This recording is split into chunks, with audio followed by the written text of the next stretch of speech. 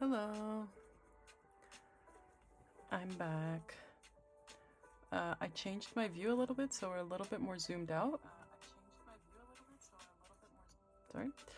So hopefully that is quite it's a little bit easier to see what I'm doing now, hopefully.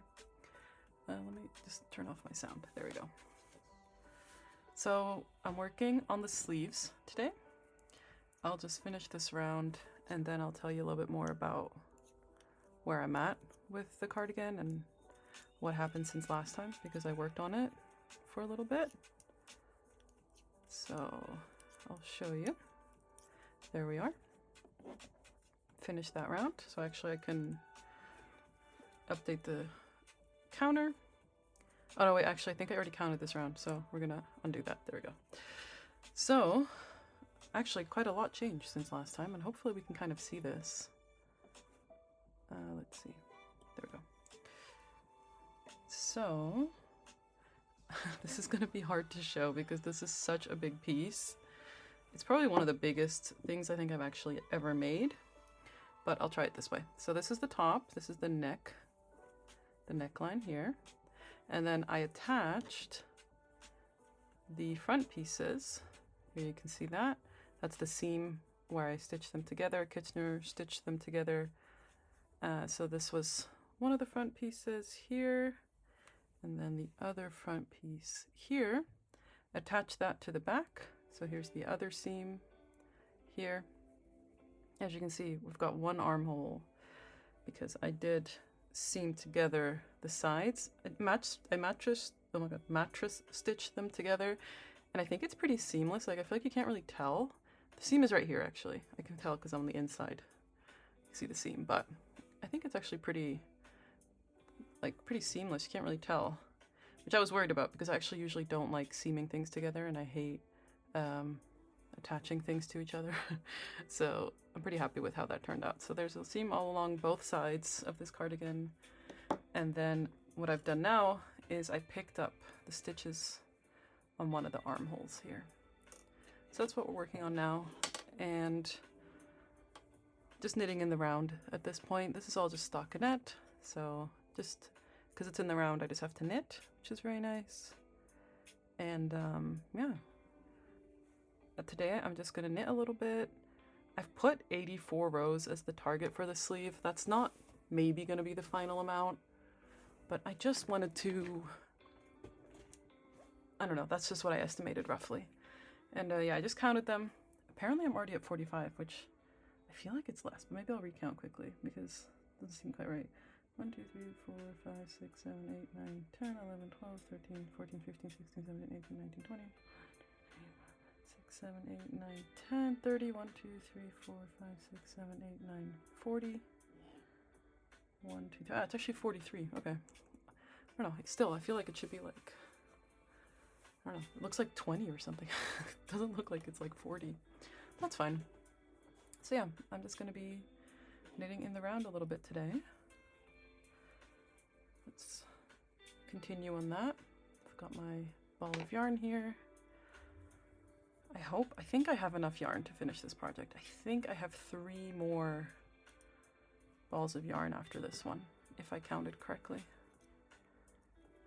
Not 100% sure, but that's my estimate so far. And let's see if I can move it a little bit this way. Oh, did that do anything? I don't know. Let's see. Because then I don't have to keep my arms so far forward.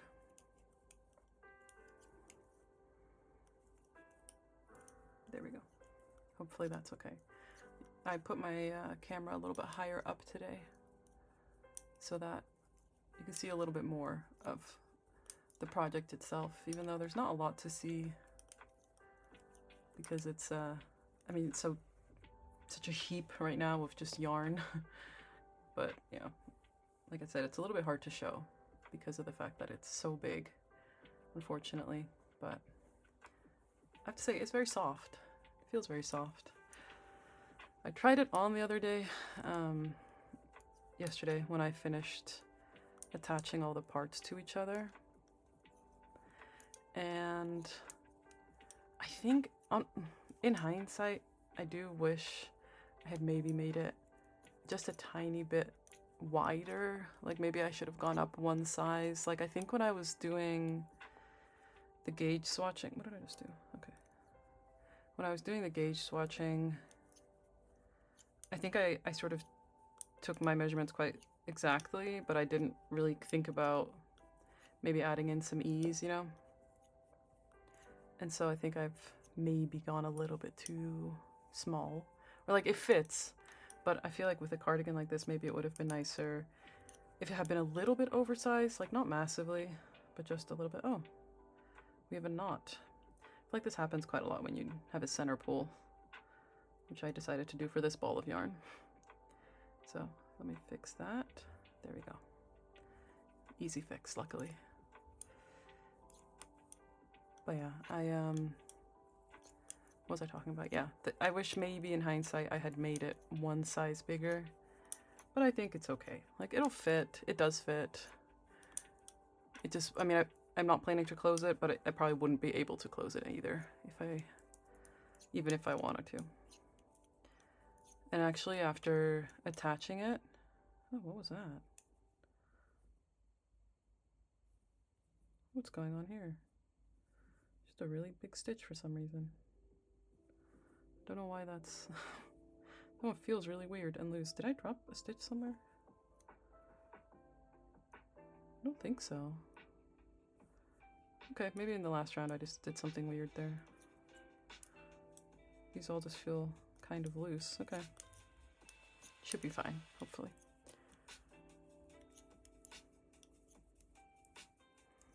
I think today might be a little bit more of a silent stream. Very tired. It's quite late, but I'm not tired enough to sleep yet, unfortunately. Well, it's late where I am. It's about 10:30, which is late for me. Usually when I can just sleep normally, I try to go to bed around 10, and then maybe fall asleep around 11 or sometimes midnight. But lately I have not been sleeping very well, because I've been up till like 1 or 2 a.m. So I just played some Baldur's Gate with my siblings, which was really fun. And then I thought to myself, maybe I can do a little bit of streaming and that will tire me out. Oh, I think I just forgot to count my row. There we go. Sorry about that.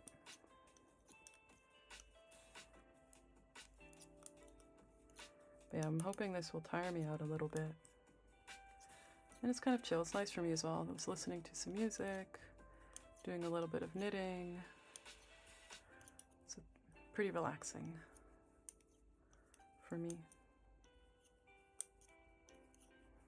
When we get to the end of the round, I'll show you how I'm doing this part. So, with the magic loop, I'm doing that.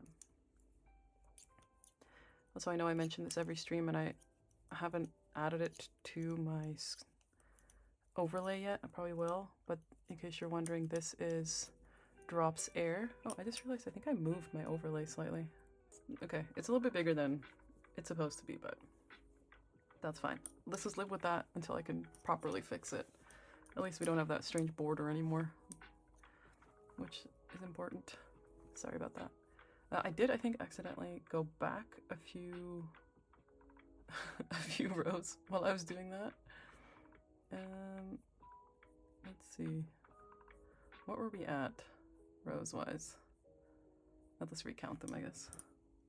Let's do that again.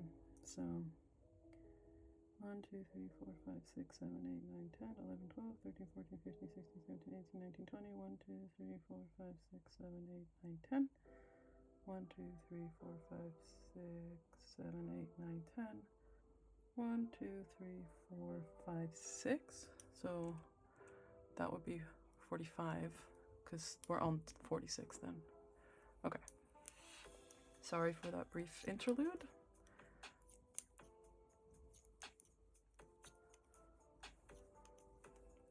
Back to our regularly scheduled programming.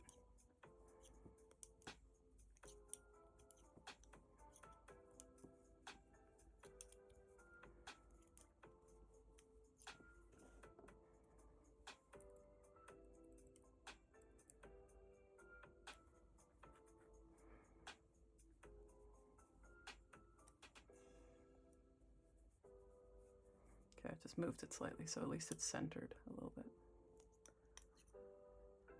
All right, so we are now on 46, I think. It's not super important exactly. I can recount it later.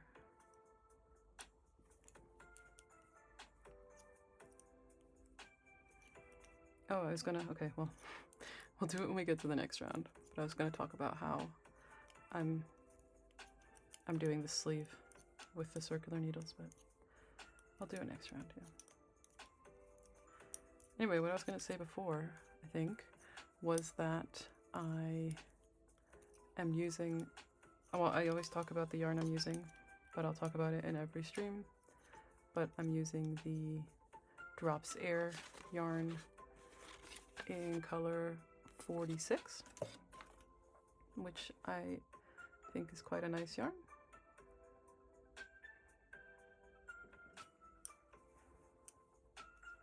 Sorry about the frame jumping again. Just trying to see if I could move it.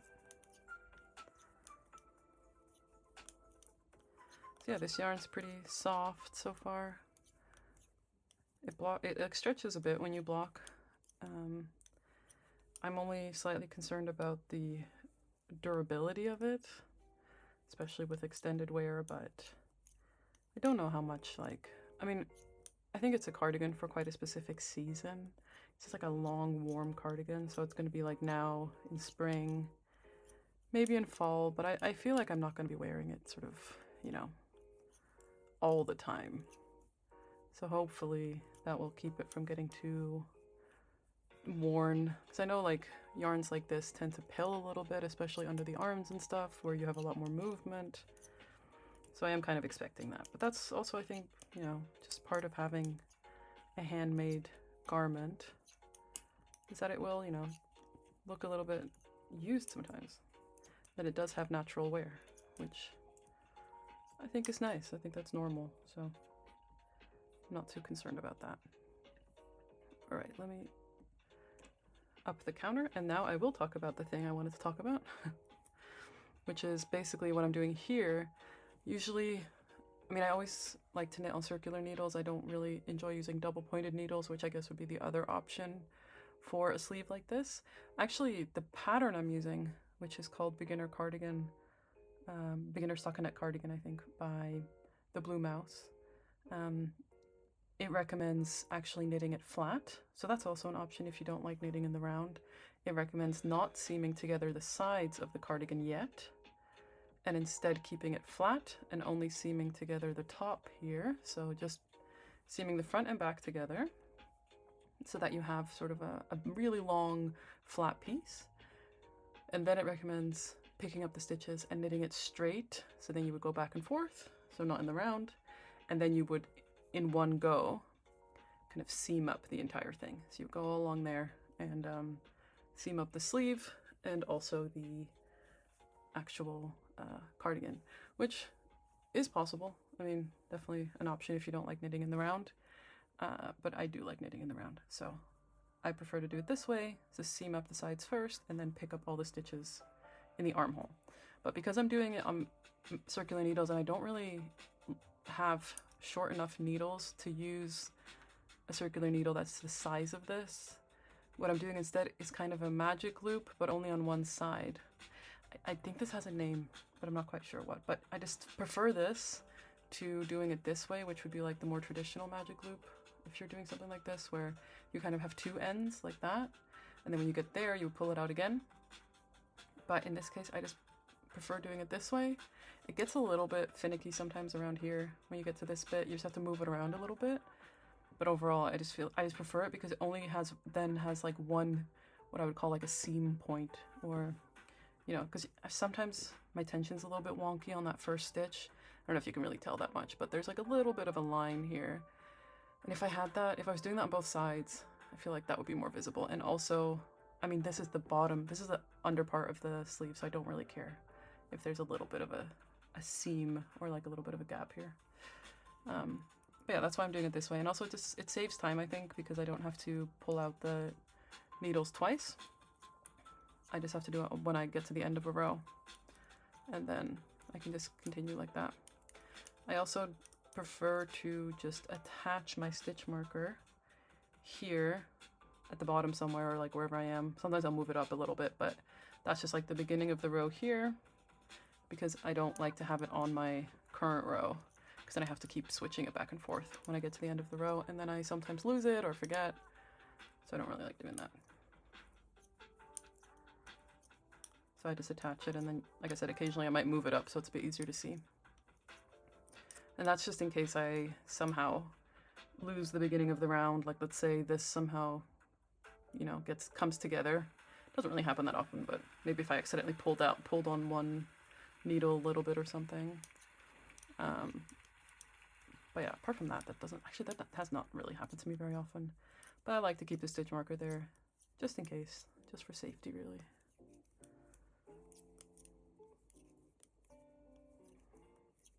Okay, I'm just gonna take a sip of my tea.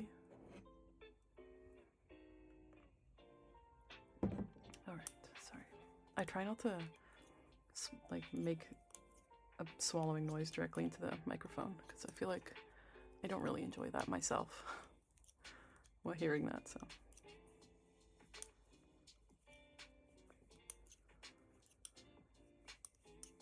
So this is what I mean, like when you get to a certain point, it gets a little bit stretched out and you have to kind of move your stitches into place so that you can make the corner, I guess. I mean, the whole thing's a corner, but you can just continue.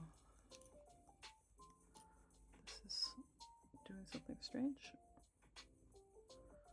Oh yeah, this is the other end, which also wants to join in. There we go. Yeah. But yeah, I want to finish this cardigan soon so that I can wear it, because I feel like the weather's sort of perfect now where I live. It's kind of really becoming spring now, so I feel like it's a good time to have a cardigan like this, which is warm, but it's not like fully the same as like a coat. So I think that's quite nice. All right, another round done. And then I just pull this needle all the way out and then push the stitches onto this needle. Make sure my yarn is on the right side, and then I can just continue. Quite straightforward. There we go.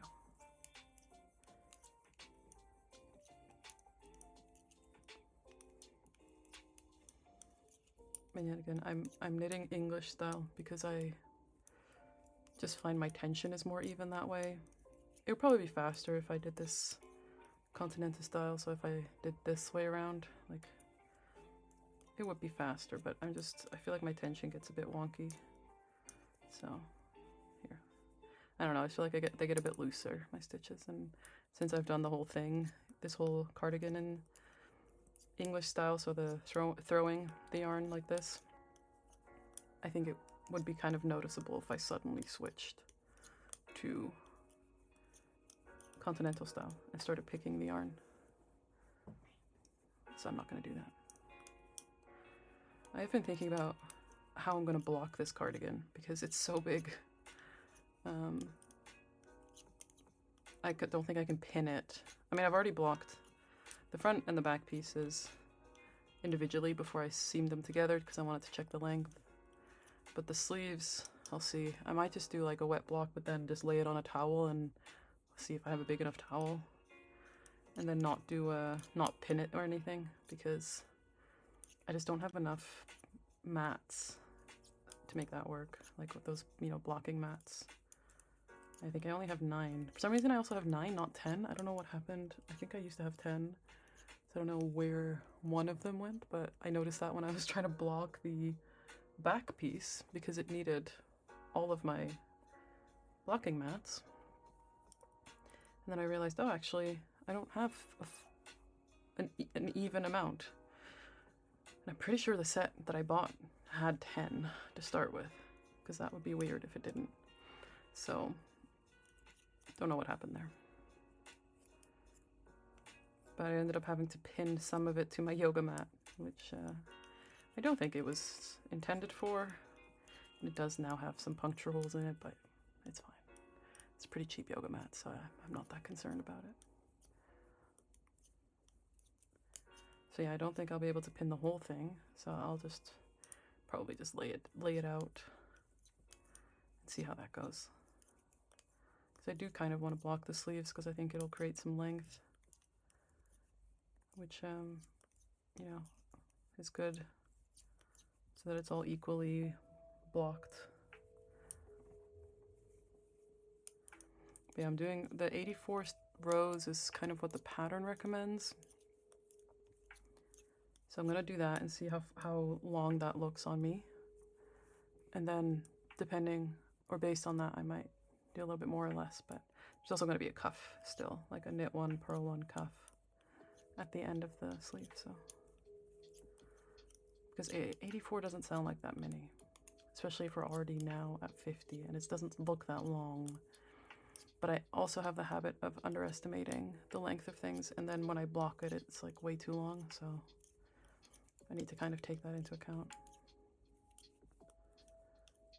But I am deviating from the pattern. I mean, I have deviated quite a lot from the pattern in general while making this, but I've decided to do a kind of like more of a balloon style sleeve, or not quite balloon style, because I think balloon sleeve implies that I would increase, which is not what I'm doing. I just picked up all the stitches here. And actually, when I pick up stitches for a sleeve, you know how like a lot of times the pattern will recommend how many stitches to pick up, and it'll tell you like pick up every, I don't know, 3 out of 4 stitches, stuff like that. I don't always do that.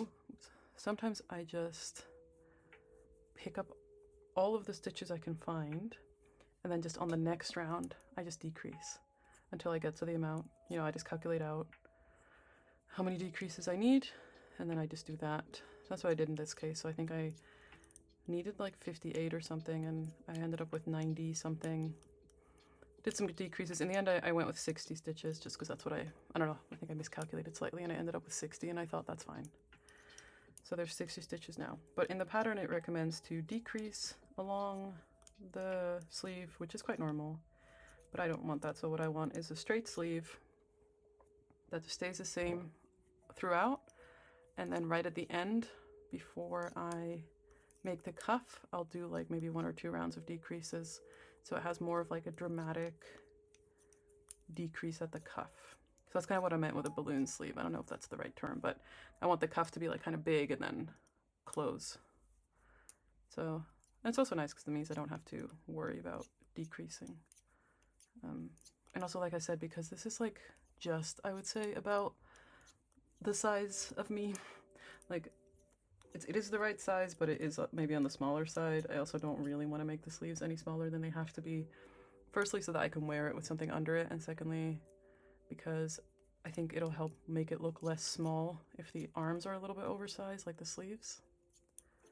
That's my thought process, at least. I'm thinking if the sleeves are a little bit oversized, maybe the whole thing will look more intentionally sized, and it doesn't look like it's too small for me, which is my concern at the moment, so that's what I've decided to go with.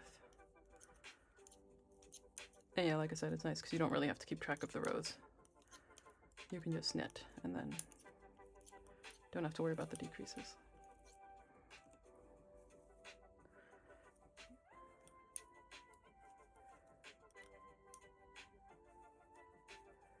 Can't believe I'm already at 60 rows, or 51, sorry, 51 rows. I started the sleeve yesterday, I think, and today I was so tired I barely worked on it.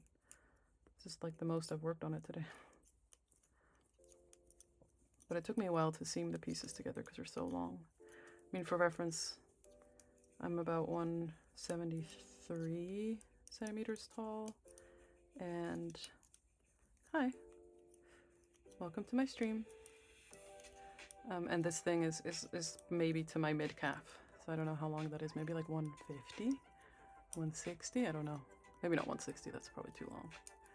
But yeah, it's pretty long, I would say.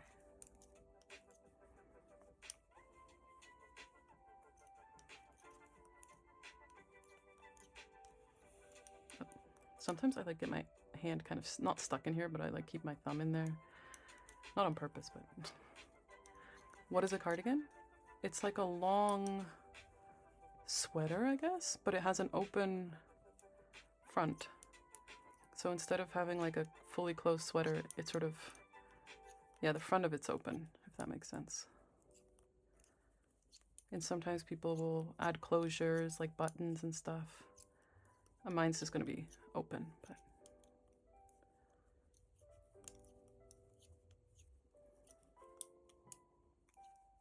All right, almost at the end of the row.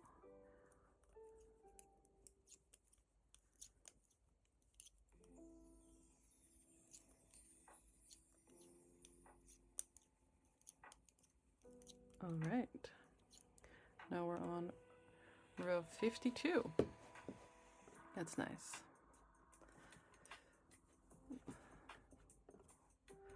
Let's see.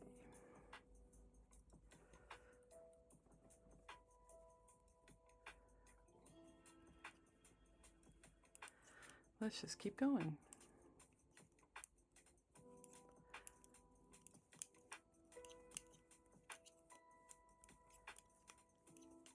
But yeah, I think maybe I talked about it last time too, but I already have my next project picked out, which is going to be more of like a sweater type thing again.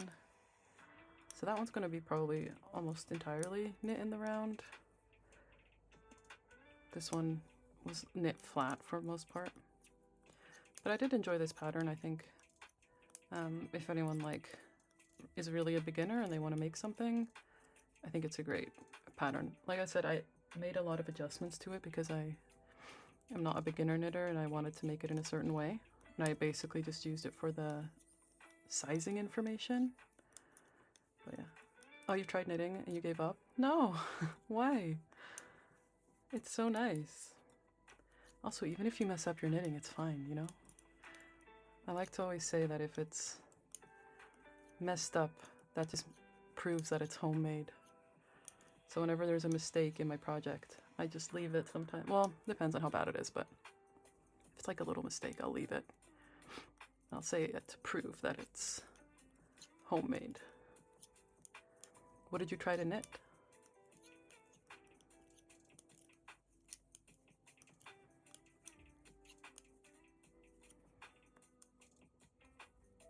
Oh, sometimes it gets really tight here and it's like hard to put it over the needle.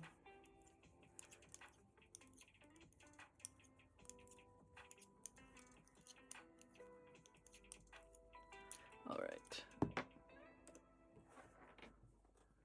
Another round done. I'm gonna take a sip of tea. Oh, you tried knitting a sweater? A sweater? I mean, a sweater is a hard thing to start with, I will say. It's not the easiest project. I think my first project was a scarf, maybe, and I feel like scarves are quite good first projects because they're quite forgiving. But you should try again. I'm a big proponent of people knitting. I think it's such a nice hobby to have. Very relaxing and doesn't, you know, I feel like it's also quite easy to get into. You don't need to buy like a million things, you know. You just need some needles and some yarn. To start, yeah, if you don't like a scarf, let's see. I think it's good to maybe work on something that you really want to have. So something that you really would like, because I feel like it keeps you motivated. So like maybe if you, I mean a sweater, like you could do a sweater, but then maybe to try to make one for yourself and like try to make an easy one. And then see, I think there's a sweater that's really popular that's called, I think, Step by Step sweater. I've never made it, but I've heard people say it's really good for learning. And then at the end of it, you get to have your own sweater, you know? But yeah, I think it's just important to make something that you want to have or that you like, because it's going to keep you motivated even if you have to restart. So for example, if you're like, I don't really want a scarf, then I would not recommend making a scarf because then you're going to get bored with it and not continue. It's like how I'm learning guitar right now, and instead of learning it the way that I guess you're supposed to, or I don't know, like following any kind of lessons, I'm just playing songs that I like. I'm playing them really badly, but you know, I feel like it's still, I'm doing it. So it counts, kind of, you know?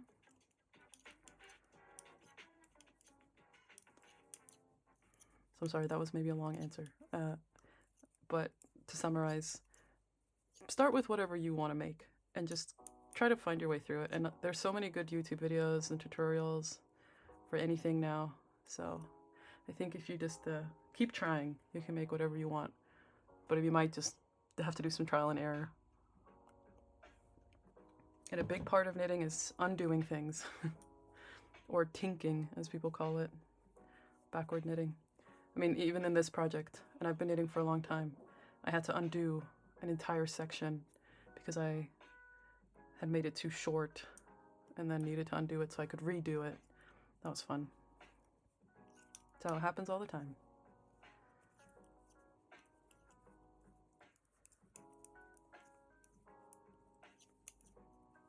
Oh, forgot to count my row. I need to remember. I'm probably gonna have to recount this after because I'm not sure I've counted every single one of my rows, to be honest.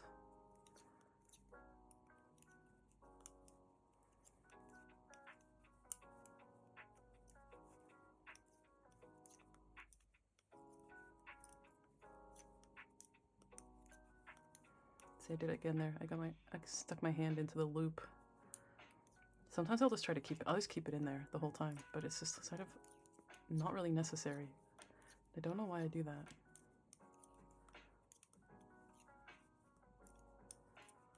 Oh, I'm excited to get my new phone stand so that I can actually put my arms down and without shaking the shaking the camera. I tried to put my phone somewhere else, like the stand somewhere else today, not on my external monitor, but I couldn't really. Oh look, oops, made a mistake. Gotta fix that. Are you gonna try knitting a scarf for your? Yeah, maybe. Maybe you can knit one for someone who would like a scarf, and then that could be nice. Also, actually, a good project could be like a dishcloth or something, because it's kind of faster than a scarf. So maybe you get the satisfaction of completing it faster. You know, because I feel like that is kind of also nice if you just can finish something. And a scarf can take quite a long time. So like a nice like tea towel or dishcloth or something. There's some really nice patterns for those, and they're also good for practicing different stitches. So maybe that's an option. Maybe there's someone in your life who would like a handmade dish towel. I've made quite a few for myself, actually. And also for friends, but like I have a few that I just rotate out of my bathroom. I think it's nice to just have like a handmade thing in your house. And if you use like a cotton yarn, they're quite durable and you can wash them and everything, so those are great presents as well for people. I've given them as housewarming gifts, for example. Oh, I can write it up for you. A dishcloth is like, you know, like if you, well, sorry, actually, maybe I'm using the wrong word. Hold on. Like a tea towel, maybe, is the easiest thing to look up. Or a dishcloth, like this. But it's, a dishcloth is like what you can do, like dry your hands with or dishes with. A tea towel is the same thing, I think. But yeah, it's like, you know, when you like dry your hands. I think sometimes it's also called a hand towel, so I'll just write that down as well. So those are maybe good options. And actually, this website has some really nice ones. I'll just send a link, and they have a lot of free patterns for them as well. Let's see if I can find them. Here we go. Here, I'll send this. Okay, so they are called dish towels. Maybe, oh, there we go. If you want a place to start, they have some really nice ones. And most of their patterns are free. I don't know if I would necessarily call all of them beginner patterns, but they are, I think, if you like watch, I think they have videos as well. Or otherwise you can always look it up. Yeah, I think doing a smaller project's probably better than, like I said, it's also, you get the satisfaction of finishing it faster, which is nice. And I think the more that you finish projects, the more you're motivated to do more, you know? Also, I mean, like, I'm doing this giant cardigan right now, and I did get, you know, bored with it at some point as well. So if you have a shorter attention span, doing a smaller project is nicer, I think.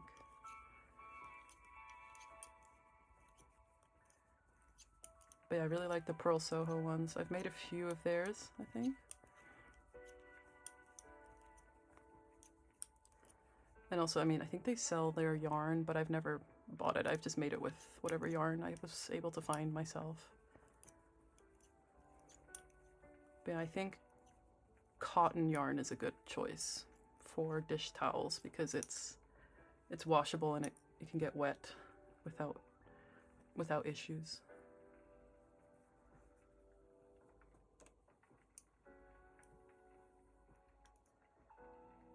Wait, did that work? Did I? Yes, okay. Sorry, it's checking if my counter was still working.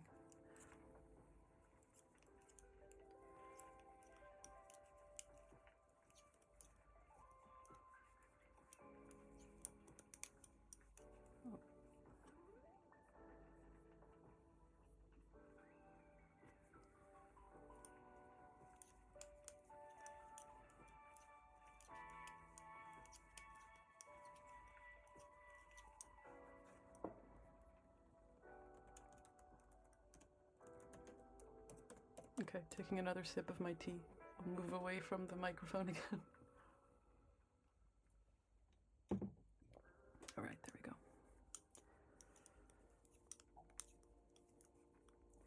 Getting kind of tired now. That's good. That was my goal, to knit until I get a bit tired today.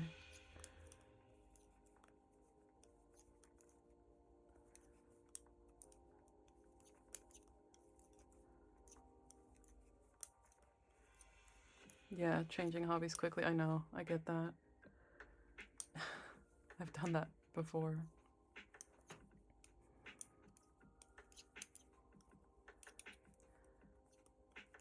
I mean, I have so many hobbies now. I have, well, my knitting and crocheting I've been doing for a long time, so I feel like I've been pretty consistent. But yeah, I just picked up guitar, so I'm hoping I can stick with that and not get bored of it. But I know that feeling of picking up a hobby and then getting bored of it or wanting to try something else.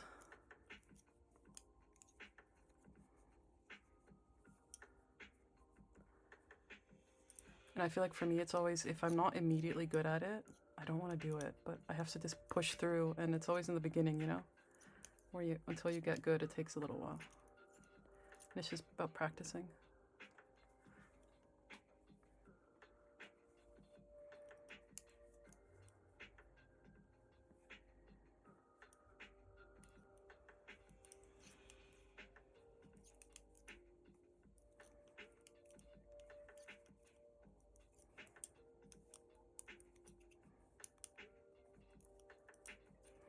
Are you from the, no, I'm actually from the Netherlands.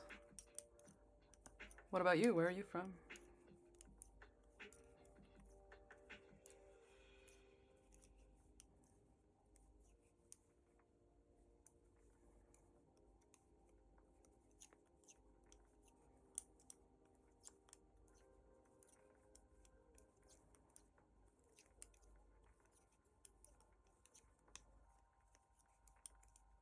Okay, taking another sip of tea before it gets cold. Sorry. That's the one downside to knitting. You can't really do anything else with your hands while you're doing it. Although I do love watching TV while knitting. Ah, België. Nice. Very nice.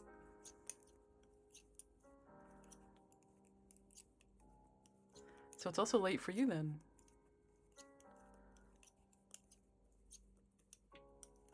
I was just talking about how I haven't been sleeping lately, so I'm trying to see if maybe streaming will help me fall asleep.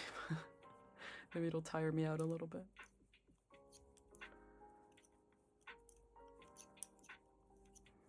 Yeah, it's late, yeah. I will go to bed soon, but I just wanted to stream a little bit today. I've just started streaming like last week, so just thought I would, you know, like I was saying, when you start a new hobby, you want to do it all the time, and then hopefully I'll stick with this one though. All right, I think I'll do a few more rows.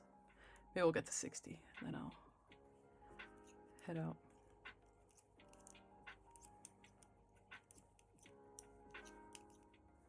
A nice round number.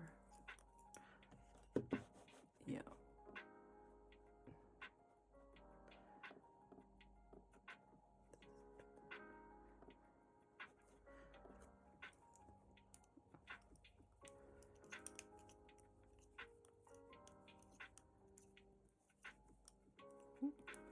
But I don't live in the Netherlands anymore. I live in Switzerland now, actually. But I am from the Netherlands originally.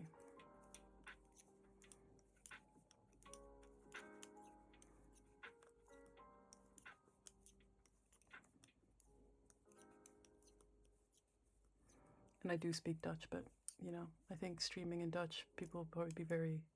I don't think there's that many people that would watch that.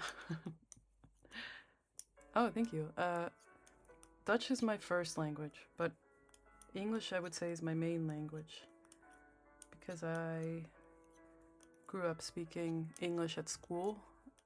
I went to an international school, so I think I started learning English when I was like 7 or something, and then just spoke English a lot from there. And now as an adult, I also work in English. I work in like an international company, so I mainly speak Dutch to my family now. It's not really something I use that much anymore. But I do go back to Holland sometimes, because a lot of my family's still there, and it's nice to visit. But I ended up in Switzerland to work here. We lived here a little bit when I was younger, and then moved around a lot. So I had some friends here, and when I was a little bit older, I decided to see if I could maybe come back, because I was living and working in Holland at the time, and I thought maybe it would be interesting to see what Switzerland would be like. And my best friend lived here, so I just thought, oh, let me see. And that was 5.5 years ago, I think, and I'm still here now. So yeah, I enjoy it. It's nice. It's a very easy country to live in some ways. It's very nice and well organized, and, you know, beautiful mountains and things like that. It can be a little bit hard as a foreigner, because it's a little bit hard to integrate, I think. Like, people aren't as open as I would say back in Holland, but it's a very nice country, so can't complain too much. Still here after 5 years, so guess I wasn't planning on being here that long, but guess it worked out. So yeah, if you've never been to Switzerland, I highly recommend visiting. It is very nice. It's very beautiful. Pass through. I think it's I think it's quite common to drive through if you're driving somewhere, because it's so central. So if you've maybe driven past, but the only downside is very expensive, which is a shame, but it is beautiful. So I would recommend, if you ever get the chance, to come here, because it is so nice. Definitely a lot more hills and mountains than Netherlands or Belgium. That took some getting used to. I'm not used to walking on a slope, not just walking straight, but it is very beautiful. I mean, I live in the city, so I don't really live like in the mountains, but it's so easy to go to the mountains here and enjoy the nature. It's super nice. And it's easy to go to other countries. Like, it's easy to go to Italy, it's easy to go to France, Germany, Austria. So it's also easy to go on holiday to other places. Actually, I don't speak French, no. I live in the German part of Switzerland, which is most of the eastern part. So I speak some German. I wish I spoke French. Do you speak French? Maybe, are you like I know some Belgian, I don't know if you're, but what's it? Wallonian? Is that it? The French part of Belgium? Or is it, are you Flemish? I mean, you wrote Belgian Flemish, so I'm guessing that's, you're maybe Flemish. But I know a lot of Flemish people also speak French. A lot of Swiss people also speak German and French, but I didn't, I did learn French growing up, but I was really bad, so. I can say like 3 things. Like if I go to France, I can just about order some food, probably. That's one thing that if I ever wanted to learn another language, it would probably be French first, after the ones I speak already. I'm almost out of my ball of yarn.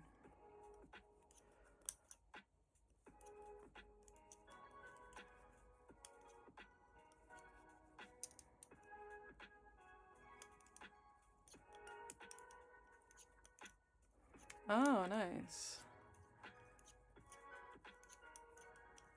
Yes. That must be nice to speak French as well. Oops, wrong way. There we go.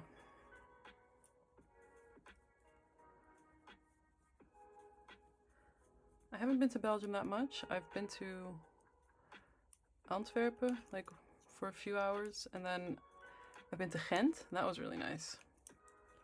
I went a few years ago around Christmas with my family, and it was super cute. I really enjoyed it. Oh, sorry, there you go. You just moved to Ghent. Nice. Yeah, Ghent was really cute. Also, I feel like Ghent, the dialect's not super strong, like the Flemish.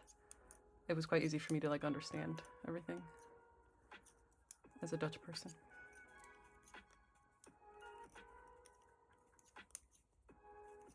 Yeah, Ghent's a very cute town. Would definitely go back there again.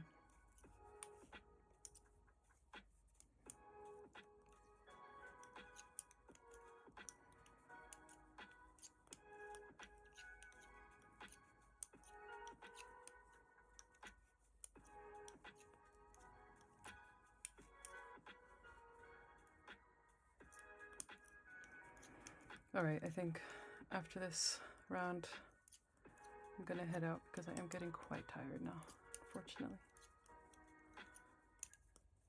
But this was nice to just chill a little bit, get some knitting done on my sleeve. This part's kind of boring, so I'm glad I can stream it because this is just all knitting straight. Well, knitting in the round, but it's just knitting. Nothing much going on. And this is nothing very exciting. Oh, I didn't know that the accent's actually stronger normally. Because I did notice when I was there, I was like, oh, it doesn't seem that strong. Because sometimes I hear like Flemish on TV and stuff, and I'm like, oh, it's quite strong. And I sometimes can't even really understand it, but there I felt like it was pretty understandable. But yeah. I do like Flemish accents though, or dialect accent? I think more like a dialect, right? It sounds fun though. Mine's just like boring Northern Dutch accent in Dutch. But anyway, thank you so much for joining. That was really nice. And I hope you have a really good evening. And yeah, I'm gonna log off now. Bye bye.